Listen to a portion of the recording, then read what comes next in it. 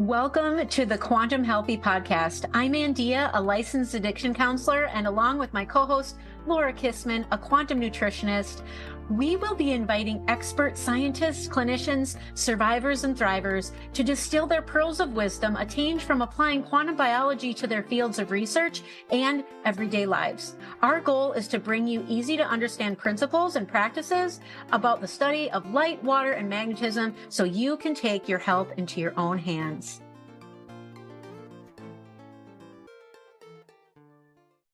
Hello, everyone. Welcome back to the Quantum Healthy Podcast. We have Mahwish Syed here today.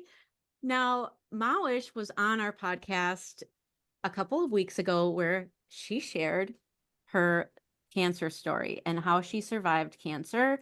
And we talked a lot about her book, Purgatory to Paradise. And today we are talking all about her specialty, which is interior design. She is also certified in applied quantum biology. Now, I want to just also preface this with, she's a big deal. Okay, so she's been featured in the New York Times, Architectural Digest, Decor, Hampton's Cottages and Gardens, and we are going to be talking to her today all about what she assesses in the home, everything from quantum biology to the nervous system to toxins, all the things. So yeah, we will start there. And Mahwish, I would like you to kind of give us some background as far as your interior design background and fashion design as well. Yes, thanks so much, Andeea and Laura. So happy to be with you both. Gosh, I have been designing beauty my entire life, and I think it began in Pakistan on the cool veranda floor of my Nani Amma's garden next to the jasmine and blooming roses, where I would play with the scraps of brocade and silks. And my grandma handed me a needle. You know that story of Sleeping Beauty who pricks herself by the spindle? Well, I have a true story about that. I had my finger totally impaled on my grandma's Singer rotary old school wrought iron sewing machine that I was using when I was 4 years old. So I got that bug early, and it actually, instead of keeping me away from sewing, it made me even more invested. And I've been sewing things, creating clothing my whole life, and dealing with anything to do with decor and beauty. So it has been a very intuitive process for me. And I also learned the ancient techniques of dyeing, of being able to spin things, threshing flax, spinning wool, learning how to knit, how to crochet, how to embroider, how to create clothing without any patterns, to be able to kind of do an origami style clothing or to drape directly on your body. Very, very old school techniques that were passed down from generation to generation. So I want to root that in today's talk, because I think as I speak about it, I realize how unusual that is, to be given that, to learn how to dye things from onion skins and tea, or burning newspapers and using that to dye things, the ashes from. So it really translates into all of my designs, the ancient traditions, which are actually, as we know, quantum traditions as well, which is kind of a perfect segue to the science portion of our talk today. Yeah, So, awesome. So, okay, so first we want to talk about just a nurturing home, and why do we need our home to be a nurturing environment? This is probably a answer is pretty obvious, but yeah, what do you look at from that aspect? So I have to root this into my own story, which is, yeah, I create beautiful environments, but I realized after going through cancer, when I really started to investigate the reasons why, and this is important to state, that most cancers are epigenetic, which means that almost 90% of them now, they're saying, is the result of your lifestyle and environment, which means that your home is your number one place where you are literally being marinated in the air and the materials that you surround yourself with. And that's why it's so important for it to be truly nurturing, not just on a mood level, but even on a physical, physiological health level, right? There's been such a big movement in wellness and creating a healthy home. But one thing that I think is so unique to my story is I audit the materials. I'm already auditing materials and I'm a materials consultant. But looking at it through the cancer lens, I realized that certain things that are considered environmentally friendly are actually toxic for you, right? And we can parse out what that looks like because it's marketed as, oh, it's good for you, it's or good for the environment, but it's really highly toxic, right? Let's go there. What are Let's, some of those things? yeah, okay. Bamboo silk, like something that is, some things that is vegan. Like vegan is a hot word, like vegan leather, which is PVC. And that's incredibly toxic. It off gases for forever. It doesn't decompose. It's around.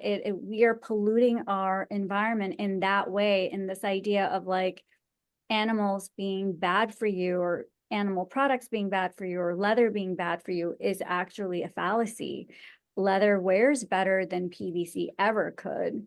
And it translates into fast fashion. It translates into disposable furniture.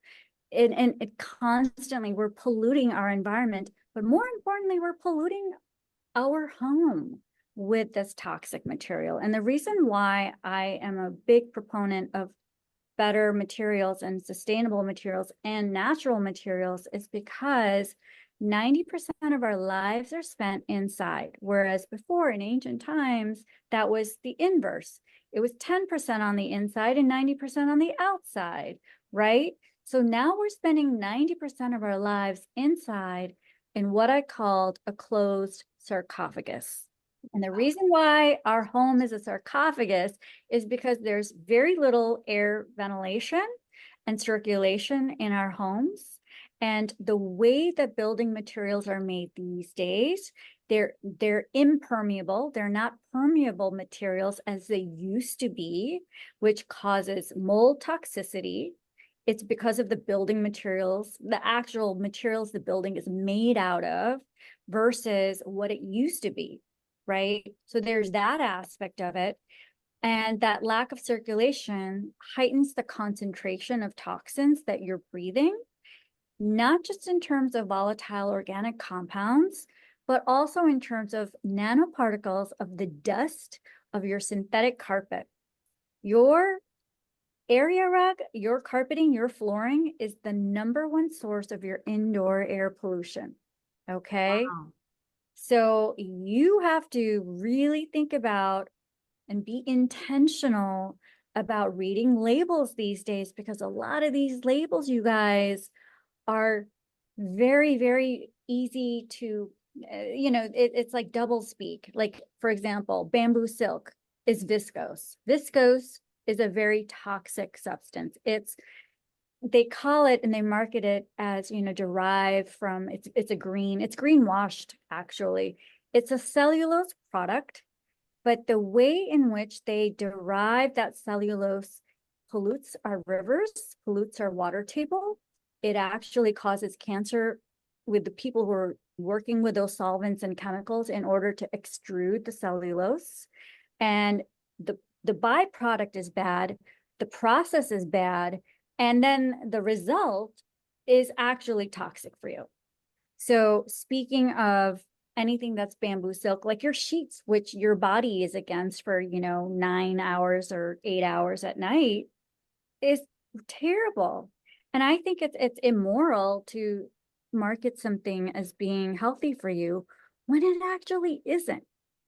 It's Yeah. really, there's so much lack of ethics in our quest for profitability that we've thrown the baby out with the bathwater. And like, I'm sorry, why do we call where we house our bed sheets a linen closet? Right. It was called a linen closet for a reason, because that's where we put our linens, because most of our bed sheets were made out of linen. 100% linen. Yes, 100. Yes, thank you. Emphasis, 100% linen. Why? It wears better. It's better for our electrical body. it keeps our charge, it keeps us in alignment. And, there's so many benefits to these materials that we have used for thousands of years. And that's why I'm a big proponent of, bringing those ancient traditions into the modern fore, because a lot of this has been forgotten. And you've got someone here. I worked at the Metropolitan Museum of Art right out of college. I was one of the few. I had a Mellon Fellowship in textile conservation. I got to work on like 2,000-year-old Egyptian linen, such incredible things, like hands-on, so great. And then I stayed on, and it's funny because the Met, they have a special section of the museum for that time that it was created. It was to house the textiles from all 18 curatorial departments under one roof, where their needs were being met in terms of humidity and, temperature control and support systems and all that. And at that time, that was amazing because it really brought, and this is Andeea, this is the connection, like craft, this idea of craft versus high art. So now finally there is more of a platform that recognizes textile arts as a real fine art versus as a craft, right? And to be able to be given the funds to hold it with and cherish it. I was just at the exhibit the other week of Sleeping Beauties.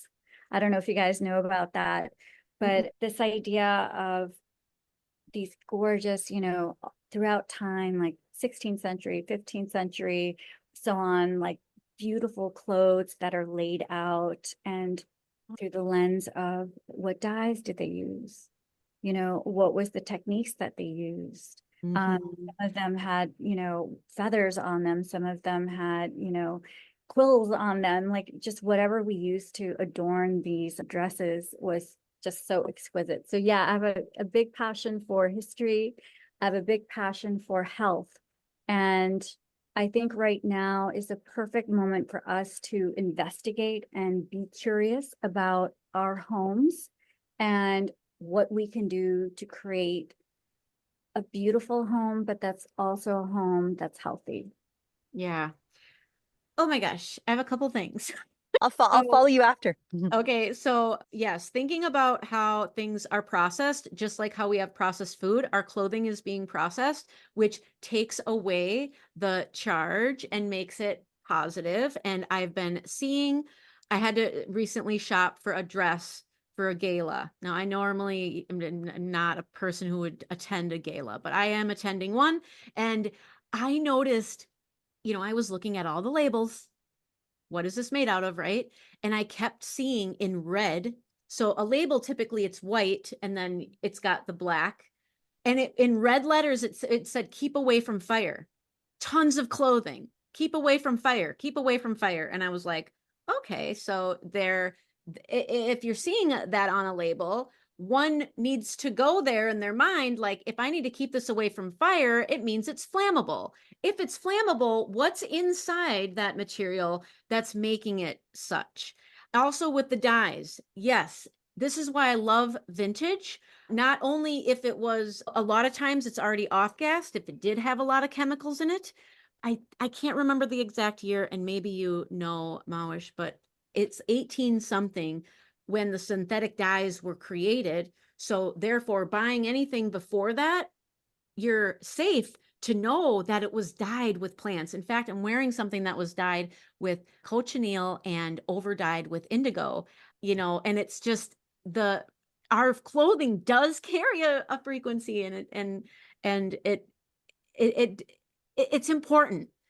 And with everything that's out there, like the trying to keep up with the trends and the fast fashion, like it used to be, seasonally, and now it's 52 seasons a year, and they're marketing it in this way. And I love that you touched on the bamboo silk thing. And there are other fabrics, like it's lyocell is another one. Pencil, lyocell. Pencil, Yeah, lyocell, all this yeah, exposed space.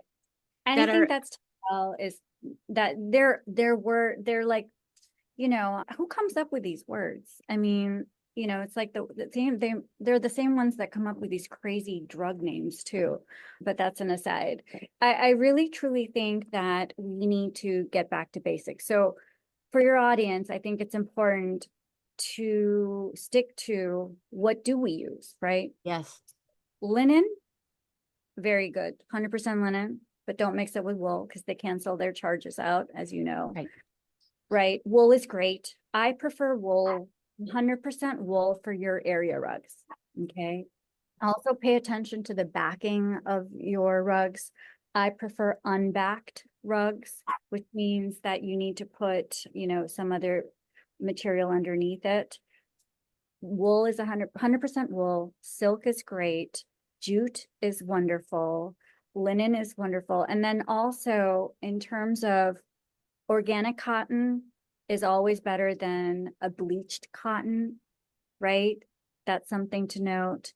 And thread count is, you know, another marketing strategy when it comes to bed sheets, by the way. The higher the thread count doesn't mean it's better.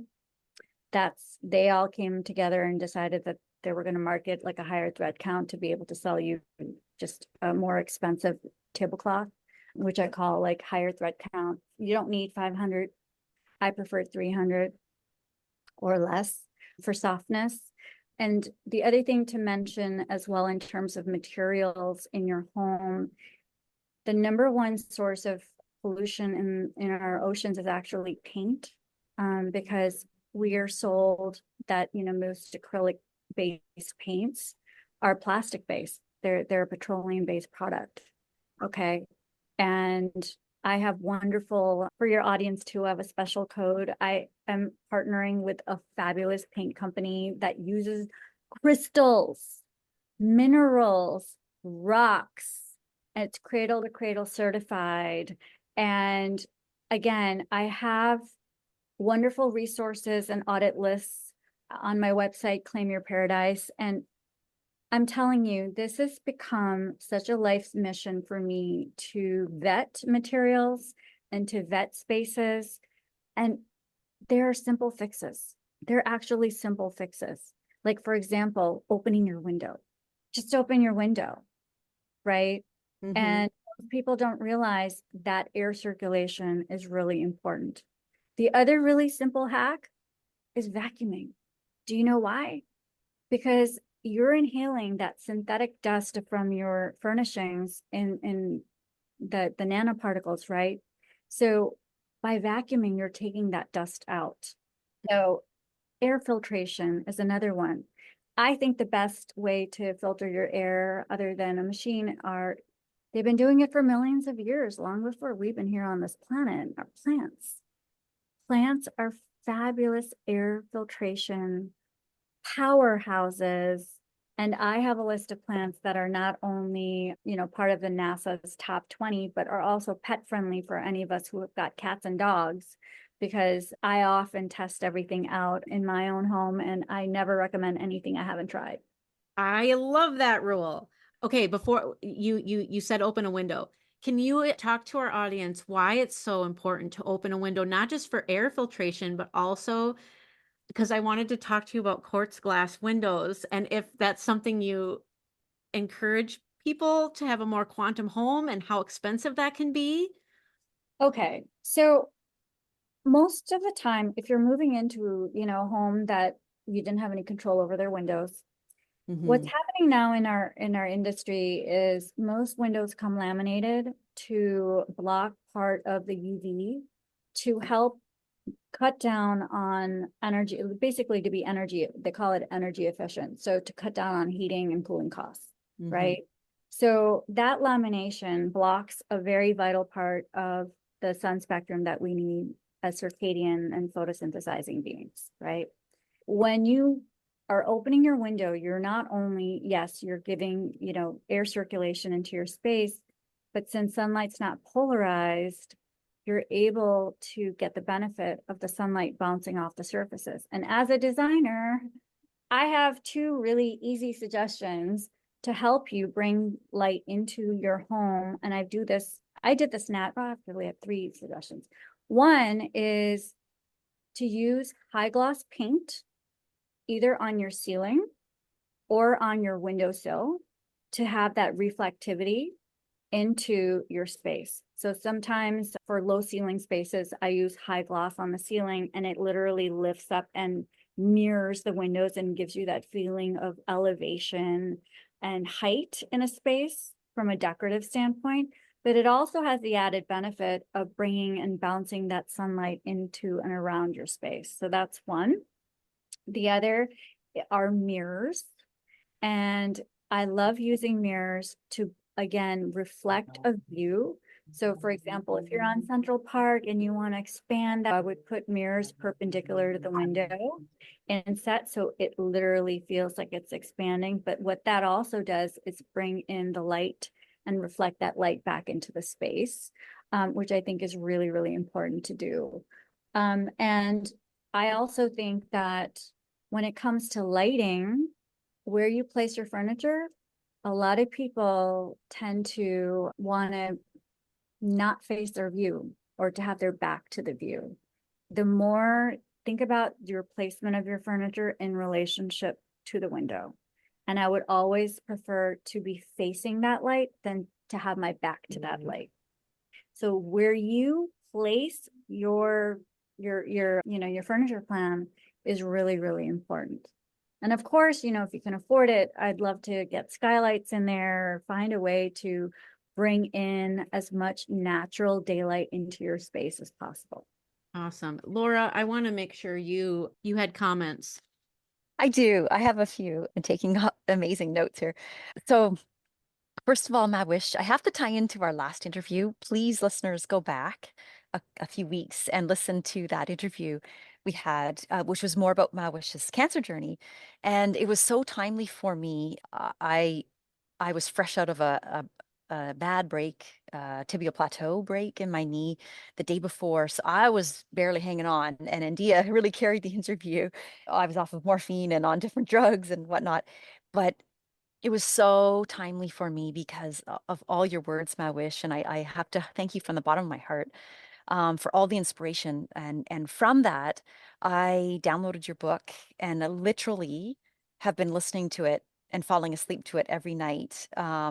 You narrate it, and it's been not just healing, but just inspiring in so many ways. So please, again, I would really encourage people to download the book on Audible that way, because you get the narration straight from you. And because of that, I looked around at this. So I'm in a new room. I'm stuck in our guest room now because I can't get upstairs to my own bedroom.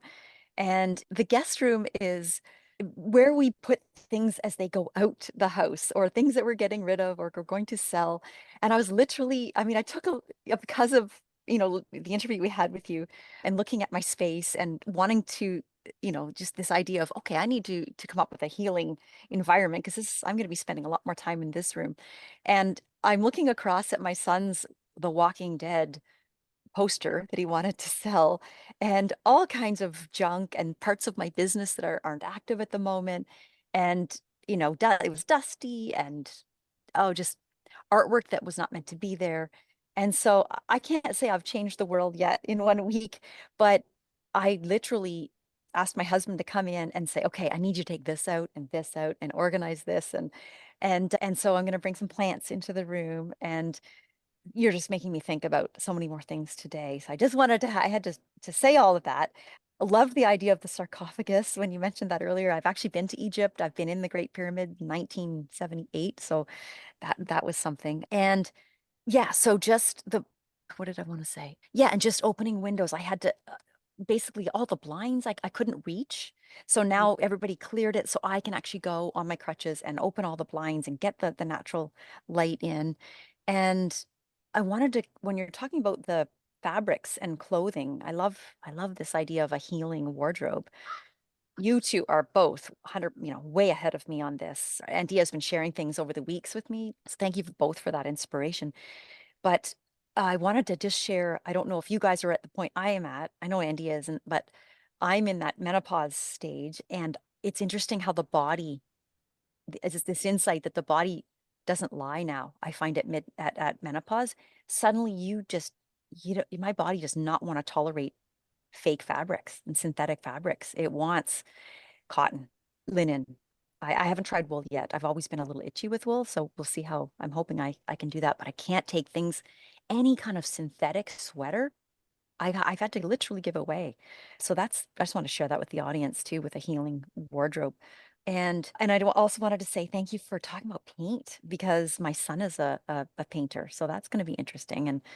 And yeah, there's something else I wanted to share, but I think that's the biggies. But we've talked quite a lot about the toxins. I think we could probably do more. So I don't want to stop this part of the conversation, but a toxin that it's really first and foremost, and maybe I've been prioritizing more than others, is non-native electromagnetic frequencies. And that's where, coming into this quantum biology piece. I wanted to ask you, do you work like obviously I know you know a lot and are incorporating that. It came up initially when you talked about vacuuming because I'm a big vacuumer. I really like having the dust and the dog hair and all that. But I've been thinking about lately, like it does plug you into the power grid. And should I be sweeping more? Maybe that's more the ancient, would sweeping maybe be if you're going to do it every day instead of maybe vacuum once a week? And but that's just a thought that I had, but to ask you, but with the non-native EMFs, is there something that you prioritize as a needle mover in maybe creating a home or if you are helping redesign a home that's already established? Thank you. I honestly, first of all, I deal with a lot of smart home technology that I have to wean my clients from. The ability to turn their oven off from the driveway. I mean, like, I don't understand why your lamp or your toaster needs to be connected to your phone. Like, what is the point of that?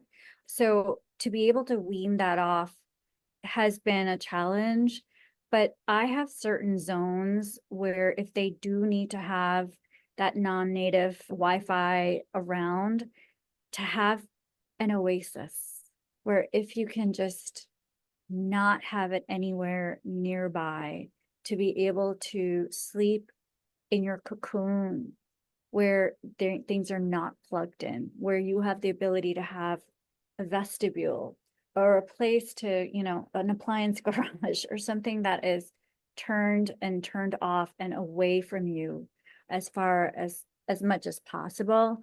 That is a wonderful thing instead of, the usual like sleeping. My sister was the first one to start sleeping with her phone. She's a millennial, but it was the idea of like being able to put that phone away, like simple practices. And also, I think it's really important to be measured about this because it's one thing to just completely clear out. I'm a big believer in figuring out what I call creative constraints, right? To be able to create a way to have it, a way, because I can't tell them no. It's one of these things of how to manage that. And by the way, designing a space to help with the fabrics that, for example, if they want to keep their Lululemons and their aloe yoga pants and stuff, I just want to give you ladies a tip. If you can possibly do this.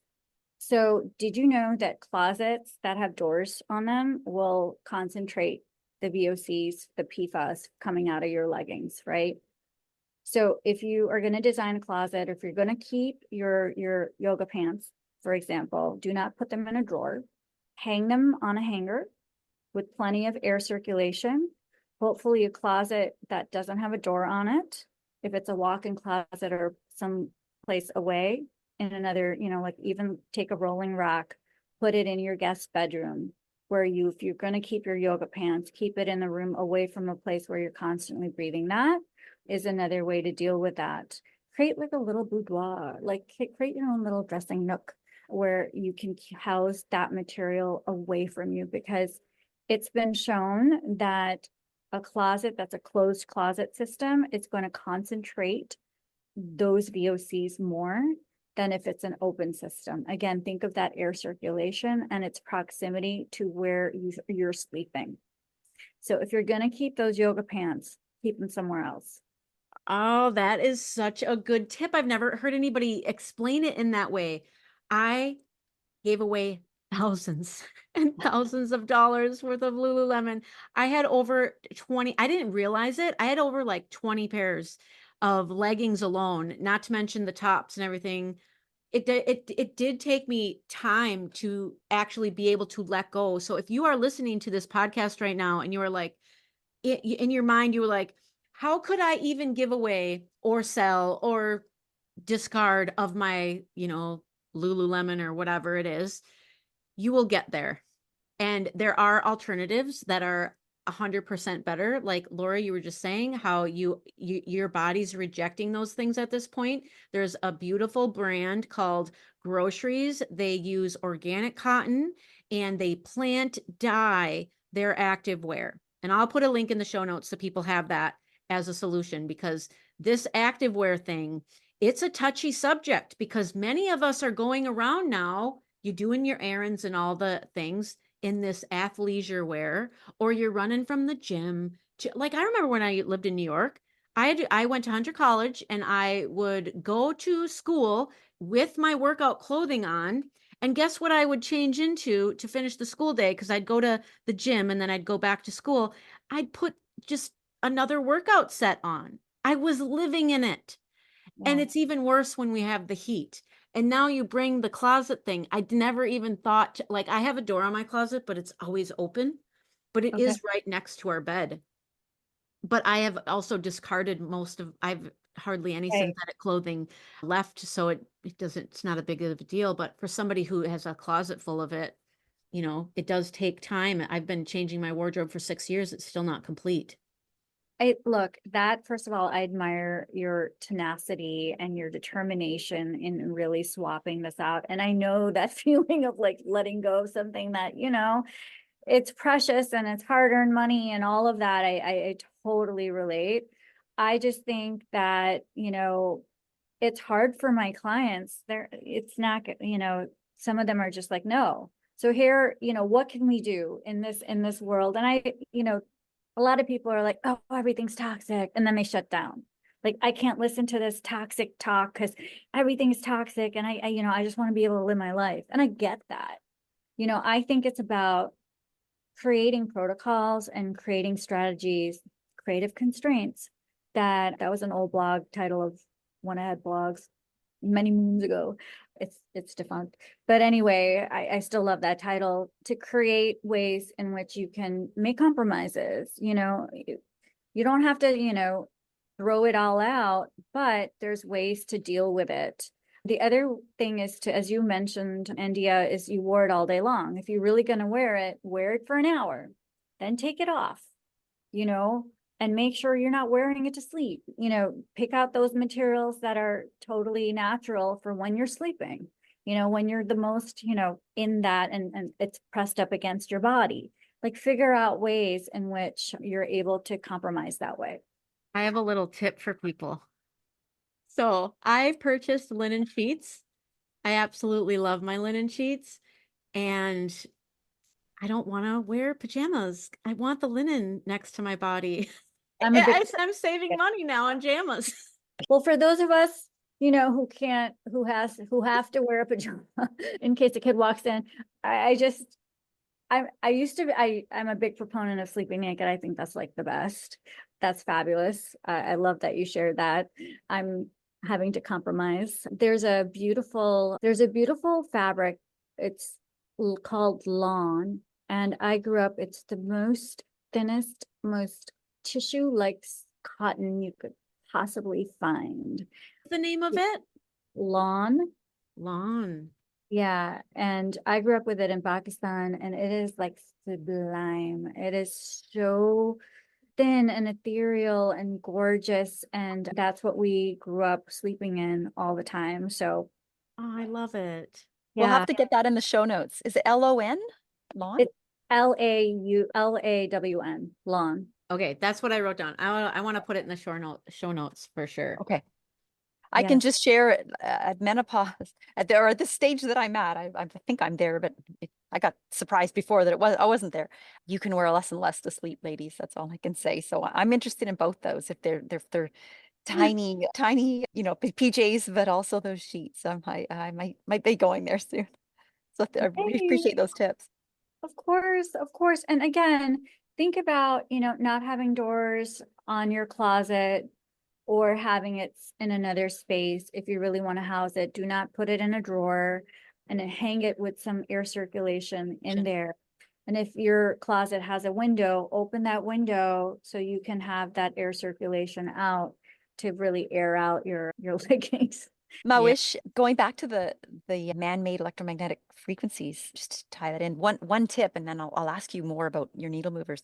One tip that we learned yesterday, talking to the CEO of Shield Your Body, actually just in the research for that, it didn't come up in the interview, but he has a sleeping bag for your phone that you would put on your door for those people that absolutely have to have their phone somewhere close by. We like to leave it on another floor and shut off, but I thought that was an interesting. He has an act just maybe for those millennials that are still sleeping with it under their pillow, which is a My nightmare. son has that and been using it for the last 3 years. Has he? Yeah. Oh, exciting. Oh, you even know about it. That's amazing. So yeah, it's true. There's workarounds. There's workarounds Yes. for this because Yes. we can't not have our cell phone. And I'm guilty of having it next to me more often than not. So the idea of living that kind of life where, there wasn't electricity. I mean, as much as I love burning candles and being able to use only candlelight as my source of evening light, back to lighting, I think another important thing to realize, and this is something that I'm still searching. I'm not satisfied with the selections that are in front of us. That LED technology isn't. It's still a very, very relatively new technology, and it's problematic. It's problematic on many different levels. And I don't know if you guys do this or if I mentioned it, but if you're going into a space or your own home, take your iPhone, your phone, put it in slow motion video mode and test out the flicker in any bulb, because the way LED technology is made to dim is still really bad for you. And the reason why is it turns off and on imperceptibly in order to create that dimming effect, which is sometimes we can't trace it with our eyes, but our body feels it. And so it's associated with epilepsy, it's associated with increased migraines and nausea and general anxiety. So your lighting can be contributing to your anxiety without you even realizing it. Okay. So in terms of that, I would recommend that you test it out. And if you need something dimmer, other than turning it off and using candles, I'm designing a collection of lampshades. Nice. So be able to create that gel effect. But if you don't want to buy my lampshade, you can use a scarf. So, again, since it's a cooler light, just test it out to be able to create that mood by just putting a scarf over your lamp to create that moody lighting and that ambient lighting without having to dim it down and causing that flicker effect. And I don't know where this might just be something that's me, but for some reason, I thought to not ever put a scarf on a lamp because it could start fire. Is that just because of the That was like? the incandescent or halogen was hot. It has, Okay. So as long as this is a solution for people who have like a more modern light bulb in their lamp.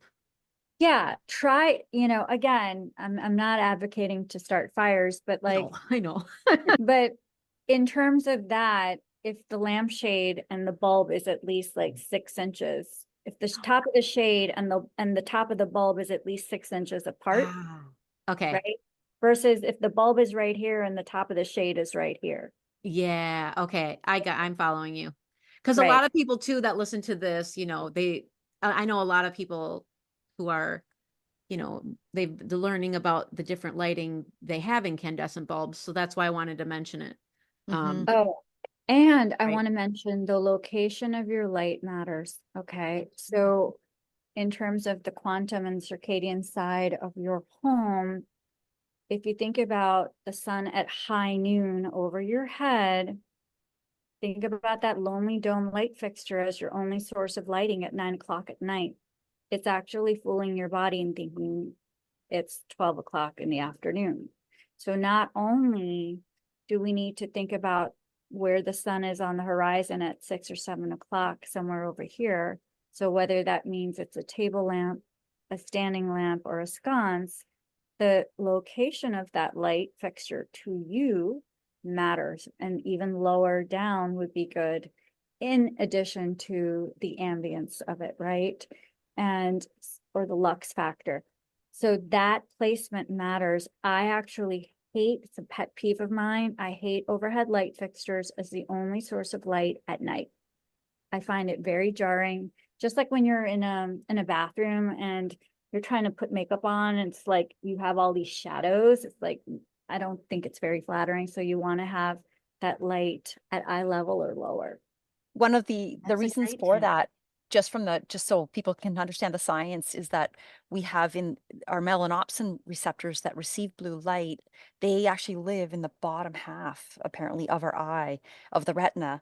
And so if the light is above us, it will actually capture that. So if the light is below us, or maybe even at eye level, but ideally you want it just slightly below, then it's not that it's going to the upper part of the retina. And so that's kind of the background on that.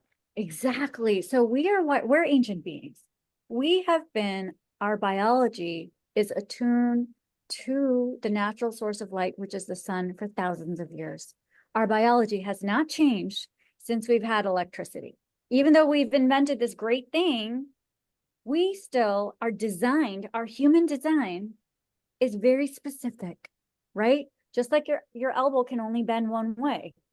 We haven't figured out a way to bend it 360 degrees for a reason. And therefore, exactly as you're saying, Laura, that when that light is above and it strikes those receptors, it gives your body a signal that it's a certain time of day. And that certain time of day is associated with a whole hormonal cascade that's happening. And right now, our modern life, the reason why our modern life is toxic in a lot of ways is because we're not respecting our biology right now. We're not Well said. respecting it. And we're And expecting ourselves to be functioning 24/7. And we're wondering why we're getting sick. It's not a surprise to me. And frankly, breast cancer and, junk light, toxic light at the wrong time, there's a correlation between that because breast cancer is associated with our hormones, right? And if our hormones are being affected from that photoreceptor part, and by the way, we just don't only have photoreceptors in our eyes, but we have it all over our skin. So even if you do wear the blue blocking glasses at night, if you're bathing your chest in that toxic blue light, it's going to affect your hormones and therefore your health.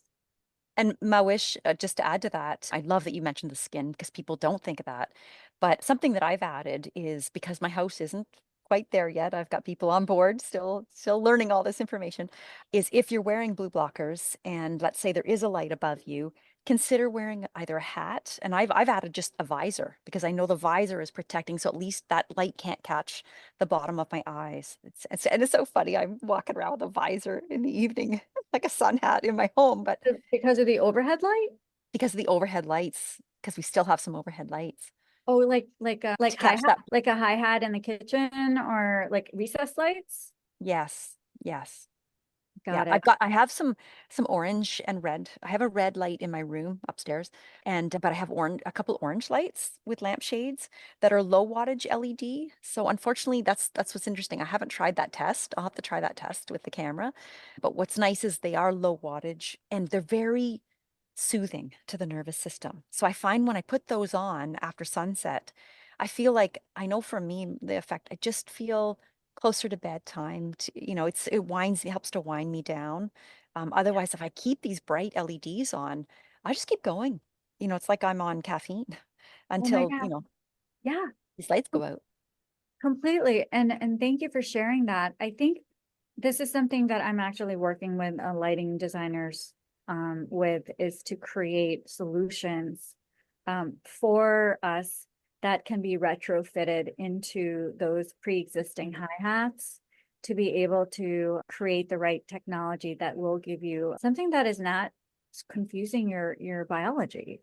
I mean, this is a real problem in our quest. And the reason why LED is so prevalent is because it saves energy, right? It's saving the carbon footprint in that way, but it's also killing us. And there's got to be, and there's not enough dialogue, and people aren't realizing that something that is considered environmentally healthy, and this is what I said before, can actually be really terrible for you and terrible for your health.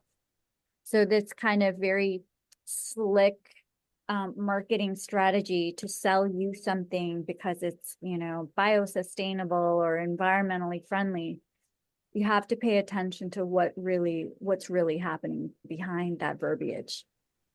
Yeah, and I just want to say too, you mentioned the term greenwashing earlier, and I was actually going to ask for you to kind of talk about that term, because I think that term, not everybody knows what it means. I remember the first time hearing it, I was like, what does that mean? And you just kind of shared just now.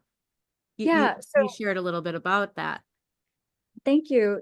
There are various organizations that, you know, if you pay them a certain amount of money, they will greenwash your product for you. They will basically put their little stamp on, and it'll be, you know, considered by the consumer as being environmentally friendly. And, you know, depending on, and I'm not naming any names, it's really important to understand that whatever organization it is for you to investigate what their standards actually are, right? Whether something is third-party tested, who's saying that it is good. Just because they're saying that it's good, is it really good, right? And the greatest way for me to stay aligned with that, you know, speaking of like words like washable, stain resistant, all of these like convenient kind of adjectives that we use to sell a product, pay attention to those adjectives, okay? If it is usually stain resistant and washable, there's a synthetic something bad for you in there. That's really important for me to say, because all of these things like linen and wool, they're completely washable and they're completely stain resistant. They're just as stain resistant. Somehow we're associating stain resistance with these toxic materials versus, and by the way, I hate viscose in carpet because it's like the silk alternative. It's Tencel or Lyocell. Guys, it is water stain up the wazoo. If you spill even a drop of water on that carpet, you will see it. You will be able to wash a wool and a real silk carpet, and it'll turn out great. But trying to clean a viscose, oh my gosh, rayon, please. You wear it once, you put it in the wash, it shrinks, it looks like nothing like it used to. That sweater, Laura, like it doesn't even wear, it wears out, it kills. All that stuff is so terrible, not only for you, but for that environment, because it's polluting everything. And all of that seeps into our water table, it seeps into our soil. There are cascade issues with using these things that may cost you money, you know, in the short term, but will cost you your health in the long term. Yeah, and they're finding, and you're speaking about microplastics as well in that. And we're all making about a credit card worth a week just with the things we're breathing in, and it is overwhelming to think about these things. And so there's that bioaccumulation happening in the body.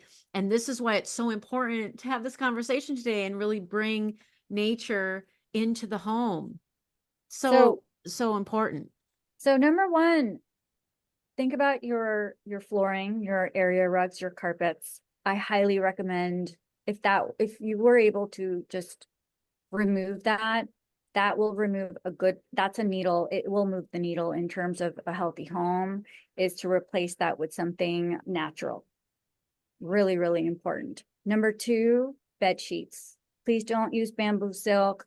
Try to take away anything that has any polyester or any synthetic material that is against your skin, including what you're wearing when you're sleeping, if you're wearing it. That is another important thing. Where you place these materials that are toxic, like those Lululemons, it's really important, if you do have them, to not breathe them and not accumulate the concentration of those articles. So do not hold them into your drawers, keep them in another closet, maybe a guest closet, something like that. That's your Lululemon situation. So there's that. And lighting is really important in terms of its proximity to your body at night. I'm a big proponent of using natural fire, whether that's a candle, a non-paraffin candle, you know, something that doesn't have synthetic fragrances as well. It's really important to incorporate that beautiful firelight, because firelight is the only other source of natural infrared light other than the sun. It's romantic. Think of your most romantic restaurant. You know, it is dim and ambient for a reason, and it's got candles there for a reason. It puts you in the mood. And again, think about your bedroom as your sanctuary. That is something that I think, if you're going to start creating one space that's like your holy sanctuary, I would start with the bedroom, because it's contained and you're able to like do things there. Like, I don't believe in TV in the bedroom at all. I've never had TV in the bedroom. It's not a good idea. It's really, really not smart, especially why would you want to bathe yourself into that in, you know, when you're wearing your beautiful organic cotton nightie, lawn nightie, and then you're watching TV? It's like you're killing the whole purpose of all of this. So start with your bedroom. Oh, I love that. One of the things I want to say about synthetics. So I did a podcast, and that's how me and Mahwish connected. And one of the crazy things in this article that I had read was the synthetics are actually attracted to radon because it magnetizes radon. So when you're wearing synthetics, you're literally attracting really nasty things to your body as well. Not to mention they're a zero frequency, so you wouldn't want to wear them anyways. And a lot of things are blended too. What, Laura?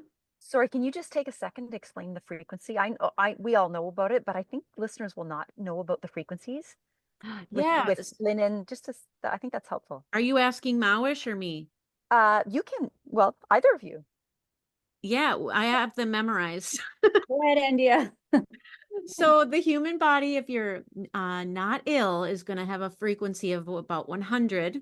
So we always want to wear something that is at that level. So that would be a neutral. So if you're wearing like organic hemp or organic cotton, that's going to be at that neutral 100. So 100 hertz as in frequency? Yep, as in frequency. Yep.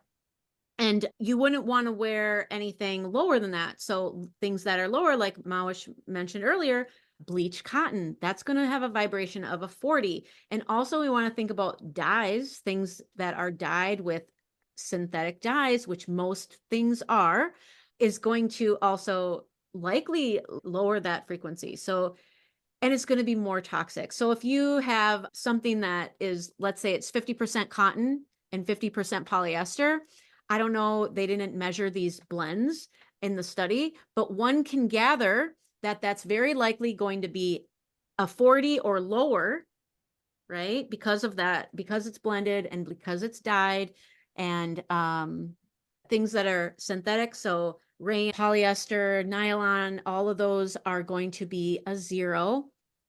And silk, because of the nature of which, and I love it, I'm a silk lover, people, so this kills me to say this, silk is a 10, and that's just because of the nature of the way silk is made. However, I would be very curious what piece silk would vibrate at, because piece silk is the worm dying, the worm dies, it does, but most silk is made, in these big places where they're being forced through the process in an unnatural way, so they're dying much sooner than they would in the natural process. And when it's the natural process, in fact, Cheryl Colander coined this term piece silk or ahimsa silk. And so I would wonder if that type of silk would have a higher frequency, but all to say it is natural. And when you were talking about the importance of the natural rugs and whatnot, I wanted to mention to people that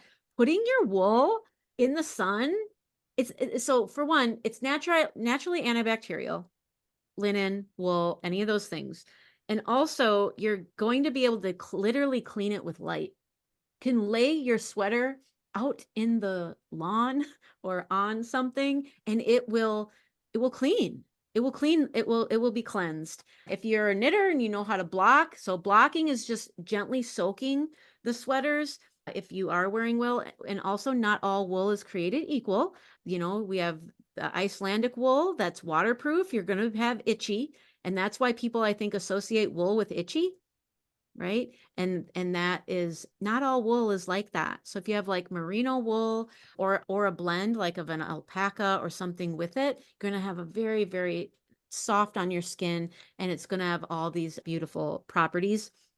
And the last thing I want to say about the frequency, and you mentioned it already, Mawish, was the wearing linen and wool together will cancel it out as zero. So wool and linen are very healing. We're talking jumping from a 100 to a 5,000. So when you ask, what is a healing wardrobe? It is absolutely linen. We want as much linen, and manufacturers want to save money. So you will find a lot of mixed things nowadays. You'll find 50% cotton, 50% linen. You really want to try to get 100% linen to have this benefit. And then now it's okay. So linen, I believe the energy frequency travels from right to left, and with wool, it travels from left to right. This is why it cancels each other out at zero. So just not wearing them together. Typically linen's worn in the summer anyways, and wool is worn in the winter. So you're likely probably not going to wear these things together, but those two things are very high frequency. And same as camel, goat, and alpaca. I think all those animal fibers were on the list as high. Now, the last What thing I about want to leather? say, What about leather? Do you know anything about I, leather? it didn't test that in the thing I read. However, with leather, I would strongly recommend people look for vegetable tanned. Wouldn't you agree, Mawish? Yeah, yeah. And Yeah. by the way, leather in terms of grounding, I prefer leather sole shoes to any other sole. The only second to leather would be wood because it allows you to ground your foot to the earth versus anything that's rubber or, any synthetic material. So I think of like the leather moccasins that we have made throughout millennia. Again, this is a great hack.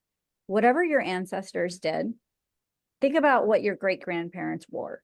Think about what materials they used. They used copper pots for a reason.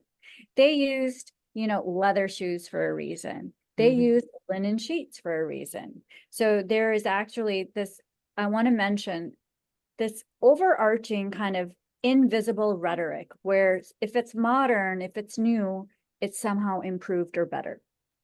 And this is very important because what we're talking about is we're taking the best and the latest in terms of science and technology.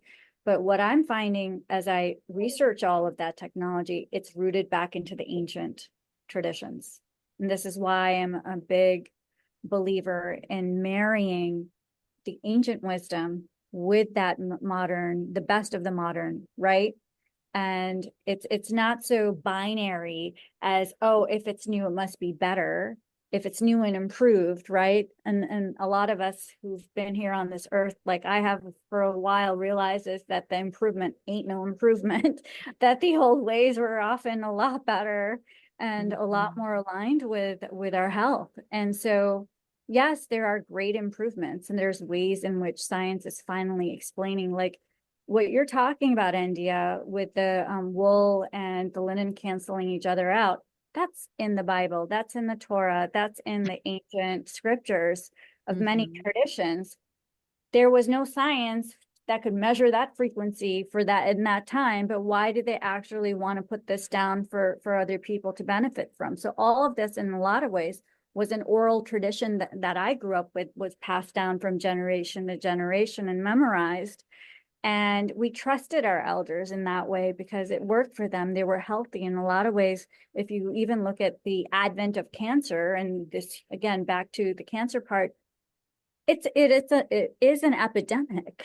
It's an epidemic that's only ramping up now even faster. Yeah. What's changed? So pay attention, step back for a little bit and realize that whatever you're being shown, be a critical thinker, be curious, investigate, and understand that whoever's trying to sell you something, what is their agenda? What are they not thinking of? What are they, pay attention to that, whether it's greenwashed or not.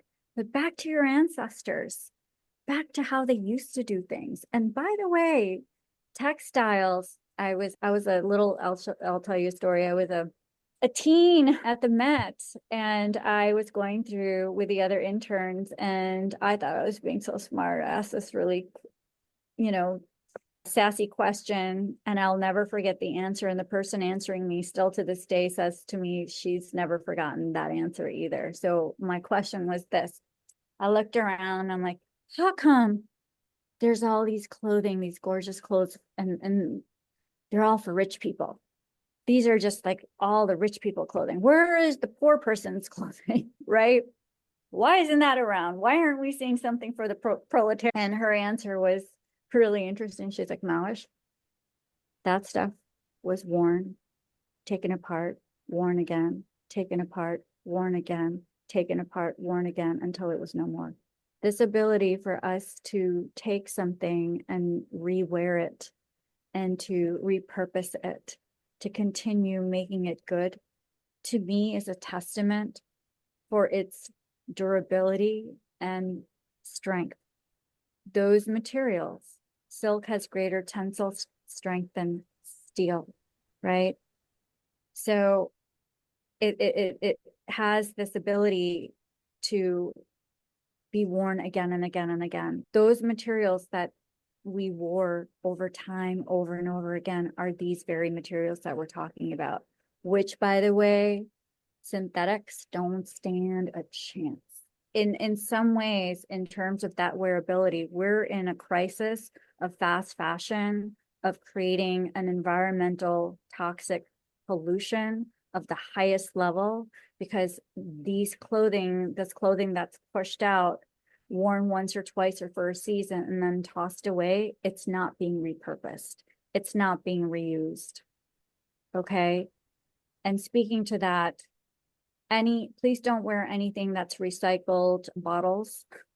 Just so you know, if you think you're doing a good thing by wearing something that's a recycled plastic bottle, it's actually really toxic because the chemical's been degraded, and it's even more porous for it to infuse your skin with the bad stuff than to actually be, somehow you're being eco-conscious by wearing something that's recycled on your skin. It's only good if you're repurposing a natural fiber, whether that's a natural wool fiber or a natural cotton fiber. Do not wear recycled poly, nylon, plastic. I mean, a general rule, just anything that's natural, right? Just natural fiber, you can't go wrong. Right. And there have been cases with, those pajamas, especially amongst kids. Please, please, please, please, when it comes to your children, do not put synthetic on them, please, especially at night. It's really important. There have been so many. I have a friend who's a children's nurse, and the horror things that she tells me about burns from the pajamas because of that mobility is a real factor. And that's something that it happens in a split second. So always make sure, especially with young ones, to wear as natural as possible. Yeah, I'm glad you made that point.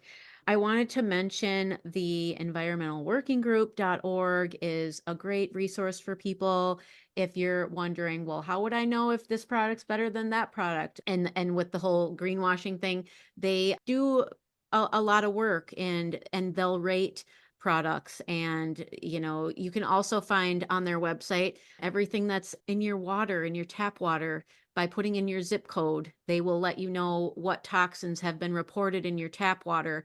So I've given this resource out usually in regards to the tap water finder. However, they are a great resource if we're all consumers of some things. And if you want to find, what products are rated better and less toxic for you and your family and your children, that would be a good resource. And I will put a link for it in the show notes. Mahwish, do you have any other resources, like as far as like, yeah, just to find healthy things? Yeah, the Parsons Healthy Materials Lab is a really good resource.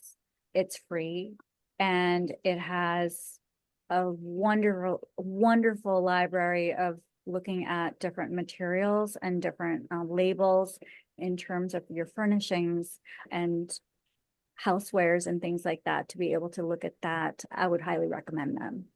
Awesome. And you said that's Parsons Health Materials Lab? Materials. Yeah, I'll give you the link.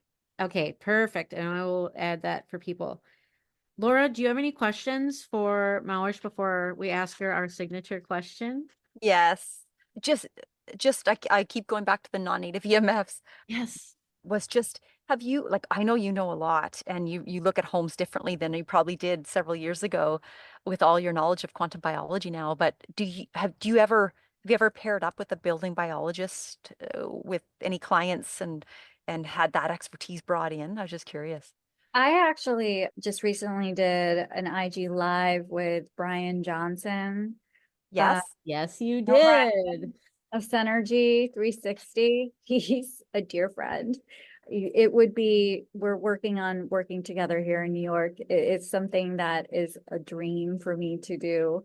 In terms of my current network, I'm one of the few people who's thinking about this, and the architects that I've worked with and the lighting consultants and all of that I'm working with, I ask them these questions and they're looking at me like, I know we're not there yet. I'm being very honest about that. And Okay. also, I don't know if I mentioned, I have a gift for your listeners. If you are interested in the 3 things that I recommend could really help kickstart a healthy home, go to claimyourparadise.com/podcast for my top 3 healing essentials. Thank you for that. I will make sure I link that too. Thank you. Thank you.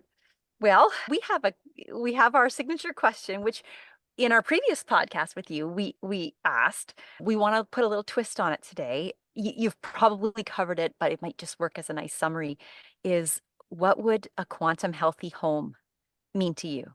I can't remember what I asked, what I remember, what I said last time. It was brilliant. I keep going back to the ancient life. Go back to what your great grandmother did. Really think about what practices they had, what time they went to bed, what time they woke up, what materials they used, eating seasonally, wearing natural materials. But to really think about and not forget that your ancient roots. And each and every single one of us, I'm sure, has a family tradition that we can really explore. Or ask your mom, like ask your grandma, ask the matriarch or patriarch of your family for those things, because that is your treasure. And really, it's not just, those treasures are not just found on podcasts or in a book. They're sometimes right under your nose, and you just need to pick up the phone and ask. I just have to maybe dedicate this episode. Try not to get emotional, but my mom passed away this day 3 years ago. So unfortunately, I don't have that anymore. But I have, cousins, and we'll have to and older brothers, and we'll all have to lean on each other to get those treasures. Yeah. So that was so beautiful. Oh, Ha have we captured your offerings? oh, thank you. Anything else? Yeah. You can find me at claimyourparadise.com. You can also book a free consult with me if you want to work together. I have master classes on color and lighting and surfaces and materials. And I also have courses for doctors and for patients who are going through cancer treatment. But again, it's really about looking at your home from that lens of health, and that your home is your sacred sanctuary, and to always align your biology with your environment. And Laura, thank you so much for sharing that. And frankly, I'm so deeply honored and touched to know you, both of you ladies, and to continue conversing and sharing our knowledge and sharing our resources. It's really, truly a pleasure. Beautiful. Thank you Thank so you. much. Thank you so much. Just to summarize a little bit, thank you for your mission to help all your clients. But we can see both of us that this is so much bigger than just the clients that are able to hire you for their wardrobes and for their homes. But you're just encouraging everybody to question these modern practices, to be critical thinkers. So important. Even just today, you've inspired me to kind of catch up to Andeea a little bit and yourself on looking at my closet.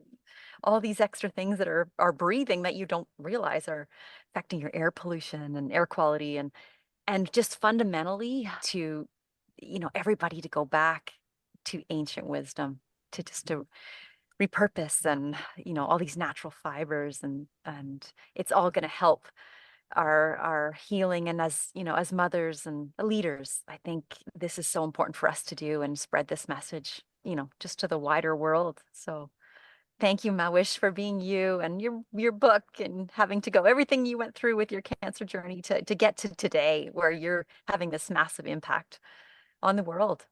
I'm truly humble. Thank you. Thank you, everyone, so much for listening, and we will see you next time. Thank you so much for listening to the Quantum Healthy podcast. We hope you found some value in this information. And if you feel inspired, please share it and leave us a 5-star review. This will help us reach so many more people. If you want to connect with Laura, you can find her at laurakistmanwellness.com and Andeea at andeearay.com. Links are below in the show notes. Now, go find some sunlight and embrace your own quantum healthy.